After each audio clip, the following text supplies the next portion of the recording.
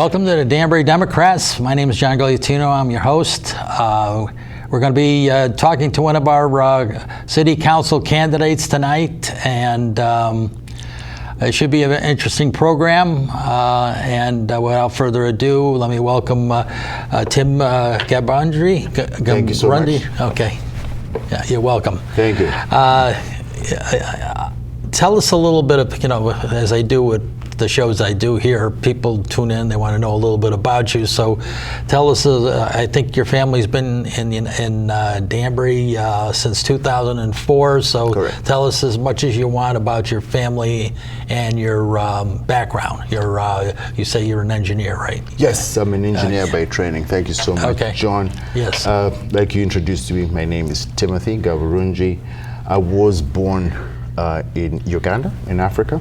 Okay. And that's where I did a lot of my formative education.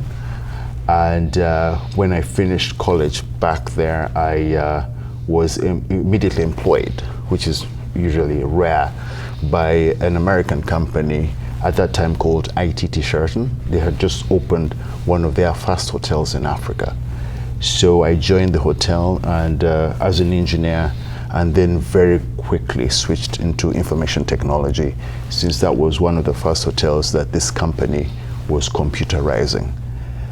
I worked there for 4 years, so that was a 4-year engagement, after which, again, the same company transferred me to the Middle East, to Dubai, in the United Arab Emirates. This was back in 1996.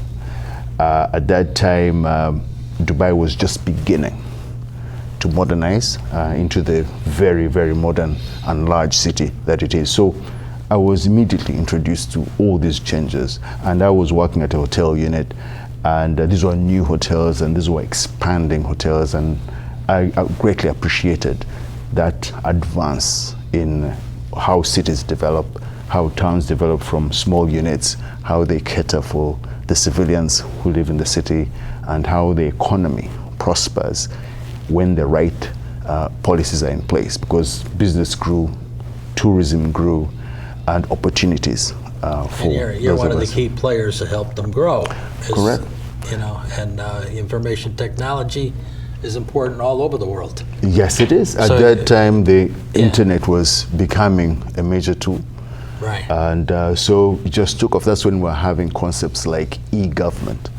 So getting away from manual processes and starting to use electronic systems to process paperwork and documentation and stuff like that. So you're currently living in Danbury, and you're doing this same correct job, right? Yeah. Do you feel that you could help the city in some respects with that area also? Yeah.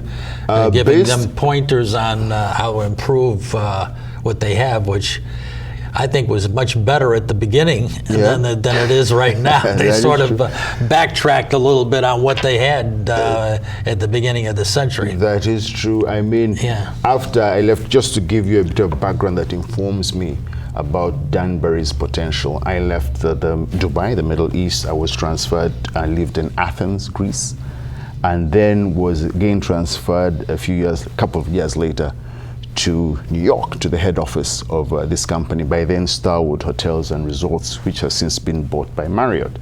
But that experience and going through all those international destinations exposed me to very many opportunities. And when I eventually came to the United States back in 2004 and I moved to Danbury, I was surprised. I was like, okay, this is a very nice city, very nice town, very nice potential. But over time, I did not feel that we kept pace. For instance, I mean, my children eventually had to go to school. And when you're looking for schools, most of us today, what we do, you look for a town, a home, based on the school district. How good is the school? I mean, after all, you're paying taxes. There you go. You're paying taxes. You're paying taxes, so you take a look at just how good the school is. Exactly, and you'd like a return. You like your children, when they go to school with other students, with their friends, with your neighbors, to actually get a quality education in this United States. I mean, they've got to be competitive, they've got to become model citizens, and they've got to contribute as well. And education is what arms them. So I immediately see that there's an opportunity for us to listen, especially to the professional teachers, the people in the profession, and follow their guidance on how best to turn things around and make sure that our schools in Danbury are once again positioned, high up. Keeps our property values up.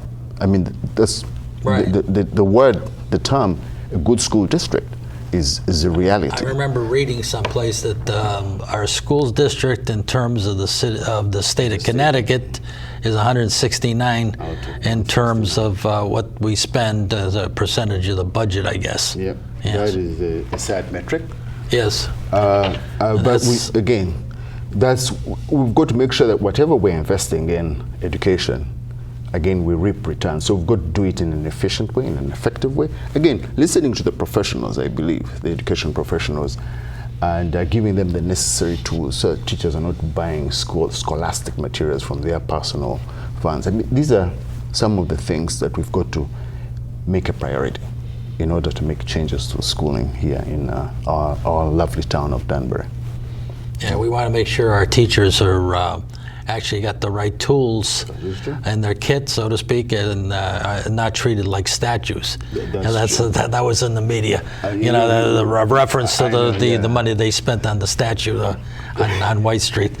But in any case, and then you have the issue of the roads, which people saying, well, they're starting to fix the roads. Well, the thing is, he's run for governor so many times that there was a little bit of neglect there. So now at the end, the focus is. Yes, the roads. It's disappointing, especially we've got to. I mean, roads are one of the signs of a city's, of any town's future, any town's planning ability, both current and in the future. I mean, the roads will tell you when you drive into a city, any town in the United States and America, or anywhere else around the world, the state of the roads will let you know the kind of commitment that the government or that city authority has to the city. So I mean, if we are driving around on roads which are bumpy, your car, exactly, you're damaging your car. You're damaging it, or you've got to swerve. I mean, that's not safe. Yeah. The roads have got to be paved properly. We've got to understand that we've got 4 seasons in these United States, so we've got to prepare well for when there's winter. It's got to be safe. I mean, frequently during winter, the kids cannot go to school because the buses cannot go on those roads. So these are things which, to me, we've got to pay attention to. They are not, I know they cost money, but they have returns as well. I mean, if you live down in an area... The downtown, for example. Correct. Yeah, he seems to have neglected that. What do you got to say about downtown? Well, downtown, for a city like Danbury, I mean, this is surprising. When I got here...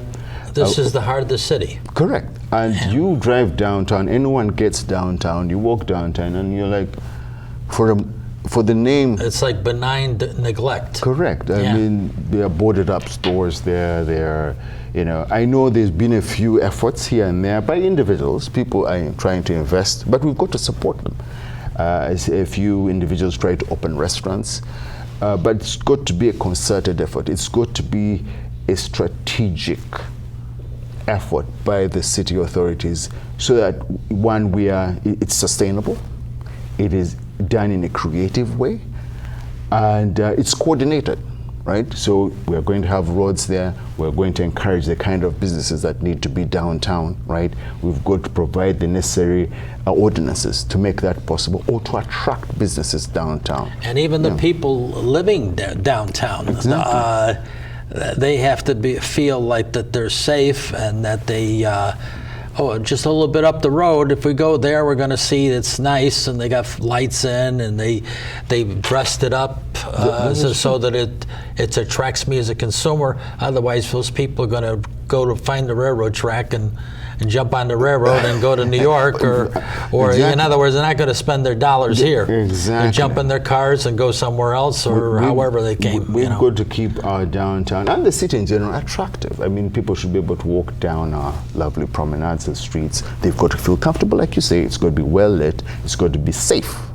And these things, these few things that keep attracting others. Like right now, you've got many of the restaurants coming down on Mill Plain Road, which is in itself a good thing. But driving down that road, and even just maintaining, it's overgrown, right? Cutting grass. It was like a case that it wasn't developed. So they let that develop, and then they ignored the downtown. Correct. So it's called imbalanced development. Yep. Where they could have had a little bit more organized. Correct. So that you didn't have that. That looked like you're a little bit overcrowded over there. Correct. They could have encouraged some of those establishments to develop downtown instead, and not be so crowded. Correct. And they could spread their beauty around, so to speak. Exactly. And that goes back to the point of strategic planning. Because there is housing. There is housing downtown, but I'm thinking that's what they do. A lot of the people that live there, they jump in their cars and they go and drive away. Exactly. They go to New York City or whatever, or go on the train to New York City. Correct. And they're not here where they could be spending their dollars here. That is true. So all our development should be coordinated better. It should be coordinated. That's the word. It should be coordinated, should be sustainable. And we need some creativity in this. These are action plans that should, would lead. It should, like you said, it shouldn't be. I appreciate some of the growth has been organic. Right. But for a modern city, these things have got to be planned, and years in advance. It just like happened, and they called it The Happening, like the movie. That is true. Yeah.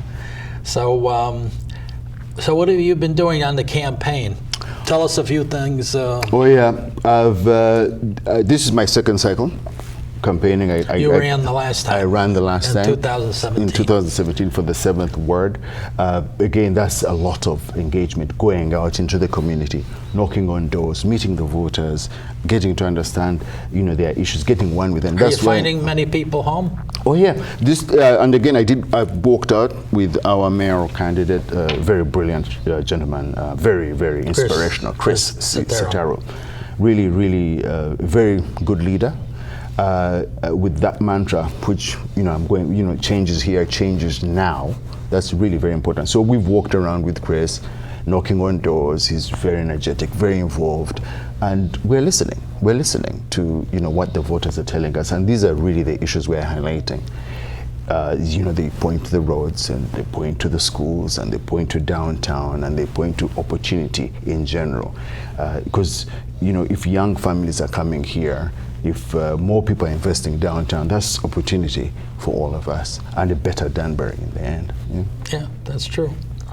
Yeah. So, in the area of education, do you favor public education, the improvements of the public education, and not so much what some people call private education with public money? Yeah, correct. Yeah. I favor it really strongly, public education, because I'm myself a product of public education, and I'm talking back in Uganda, right? Yeah. We managed to get it right there. They managed to get it right there, and that's where it worked. And it worked so well because when you've got the correct amount of investment, the correct planning in schools, and you let the professionals, the education professionals, lead the way, and you've got a proper culture for education, the schools will naturally take off. Everyone is invested in the schools. They will be, if anyone wants to go for private schools, of course, we are not going to stop anyone, but the public school should be good enough. Remember, we are paying taxes, right? You're paying property taxes. So your children should go to a very high quality school, and we have the potential to have a high quality school. There's no reason why a public school should not be able to. There's also the attraction aspect, that if your schools are much better, and the product of the school is much better, then you're more likely to attract new business in the town that are looking for educated people. That work like yourself, maybe information technology. Correct. That type of job. Are looking for talent. And they want the best talent, the educated talent. And if Danbury can attract these kind of people to move into Danbury, I mean, we've got students who have studied, our own students who have studied here in Danbury. They finish and they study in, you know, some of our universities here in Connecticut. They should be able to come back here and work for these companies and attract these nice companies back to our city. Right. So it's like a multiplier effect, and it's a circle. It is. It's a multiplying effect, and everything feeds on each other. You know, so if the right amount of money is spent on education, and the kids accelerate and do well, then they're going to come back and feed the companies that are here. You know, especially companies tend to want to go in an area where the risk and reward is good. Correct. Exactly. You know, or great. You know. Correct. Yeah, that is true. You know? So you've been having a good experience. So let me, at this point in time, if people have questions out there of you, if you can share with us your email and your telephone number, that you don't mind people calling and asking you questions of where you stand on all the issues. Things. Yeah, and I welcome that. So my email is really my first name dot my last name @gmail.com. My first name is Timothy with a period, and then my last name is Gaburungyi, which I'll spell out to you. That's G-A-B for boy, U-R-U-N-G-Y-I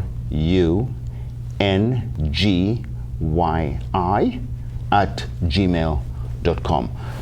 If you can't get that, but another one. Can you repeat it one more time? One more time, because there's people. It takes them a minute. Where did I put that pen, or where did I put that pencil? I know. Right. So that's Timothy.Gaburungyi. Timothy, Timothy G-A-B for boy, U-R-U-N-G-Y-I @gmail.com. I'll also give you my number, my cell phone number. You can reach me anytime. That's 203-297-0666. Very good. Yeah. Now, how do you feel about the other departments and other aspects of the city? Are there any particular things that you'd like to improve? Like some of the people that have been interviewing, they're running for council, whatever, say, we could increase the police force a little bit, and it has gone up, but it's not quite up to the amount. It's not where it needs to be, and I've met the police commissioner. We did go down with one of my colleagues, Glenda. We met the police, and this is again for community issues, just to get one to engage with the law enforcement officers. They're very nice people, and he did lay out what they are doing and how they are able to cope. And I know they're a little short on people, and they are trying always to recruit, and the difficulties of recruiting, because not everyone just becomes a police officer. There is training behind there, and there is passing the necessary tests to become a police officer. So yes, we definitely. But it takes a while, because it takes a while. It's been a while that they've been behind. Correct. Also, yes, it does take a while. And so we've got, again, this is one of them where when I was speaking to him, we should feed that, we should understand what the issues are, and we encourage. That keeps our safety. That's very much for safety. People definitely want to be safe. Definitely. It's one of the attractions into a city.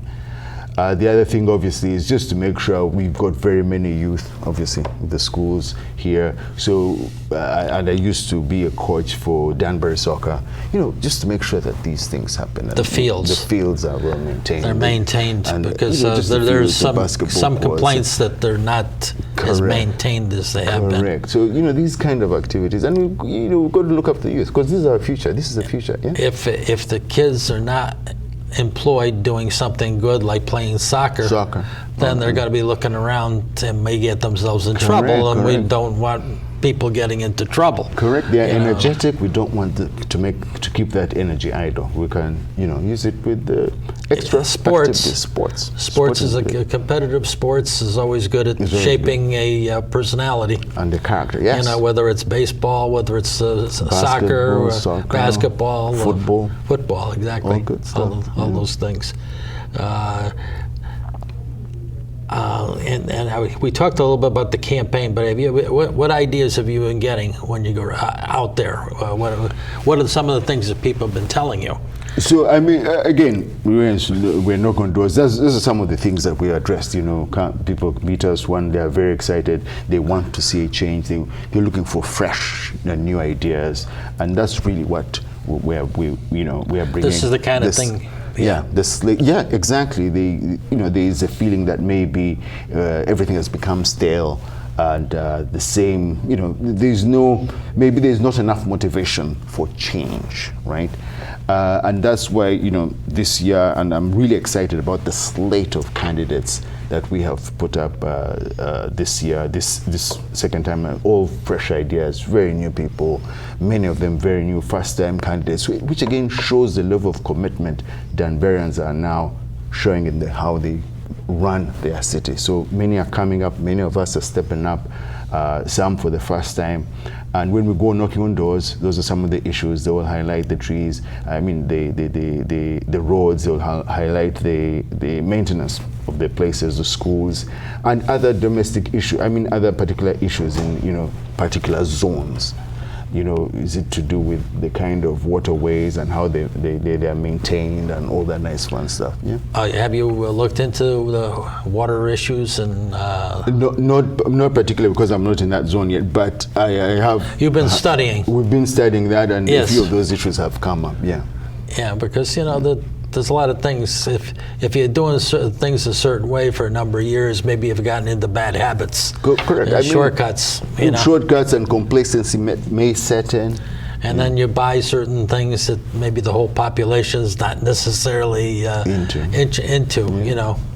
There's been a lot of people complaining to me. I says, well, I'm not on the council, but I got some new people coming, so maybe they can do for you.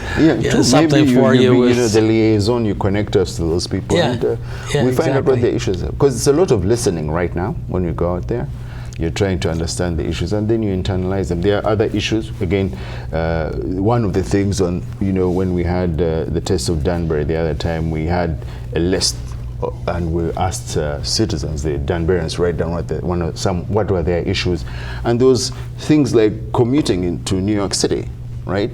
Because some people work in New York City, and it's so difficult to go to the train here, the train station, and go to diesel train, which is slower and infrequent. So that was one of the points. And hey, can we look at mass transit and make it a little more efficient and less time consuming for people who have to go to other parts of even Connecticut, right?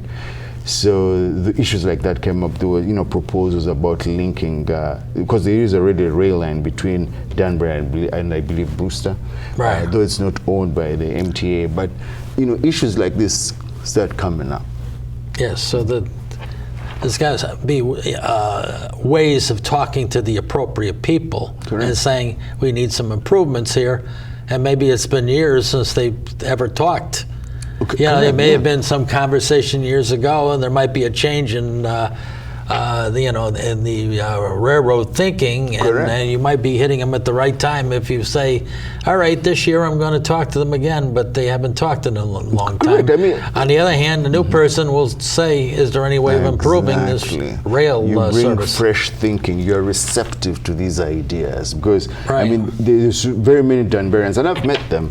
They go out to Brewster, they park there. So they're investing instead in New York's infrastructure, which it's fair in its way, but this is infrastructure we could have. You look at the park and rides, they're full cars, and these guys go there. We've got a bus which takes them down to Brewster or to some park in Southeast and go by train down to New York City or to, other towns. And this is all stuff we could keep in Danbury. If maybe reestablish a link going over to New York. Correct, and reestablish a faster link and more efficiently. Well, that's an interesting point.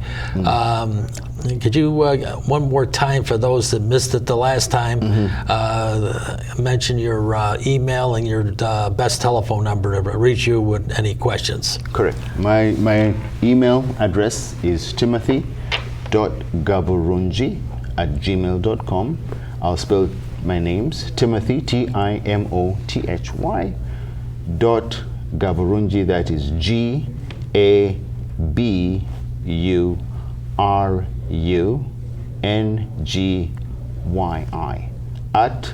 @gmail.com. My cell phone number, the best number to reach me is 203-297-0666. We have about 2 minutes, so let's do a recap. You've been working door to door, you're studying all the potential issues. Yep. And your three main issues again? My three main issues: education, revitalization of downtown, and the infrastructure, the roads. The roads. Yes. Which everybody seems to talk. Correct. Yes. Yeah. Okay. And is there any particular area that's worse than others as far as the infrastructure because it seems like even when they do fix the roads, they don't fix all the roads. They just fix some of the roads. Correct. I wonder what that is about. But yes, the roads have got to be fixed. And I believe in a strategic manner so that you understand maybe what's causing the roads to wear so fast. Is it the snow removal that we're doing? Are we using the correct equipment, the correct materials to, wash away or to melt the snow and stuff like that? We've got to understand all these factors. And I don't have maybe we need different material. Whatever it is, I don't know how they're doing it, but clearly there is a need to improve it because I've lived where I live, I've seen the road resurfaced a few times already, and I'm like, wow, that's for a road which is installed, I mean, it's pretty frequent. So, I don't know what's happening there, but that's one of the main points that I have. Yeah. Well, I want to thank you for coming on the show. Thank you so much, John. They're waving to me. That means we're running out of time. I want to thank the viewers for tuning in to Danbury Democrats. See you next week, same time, same station. Thank you.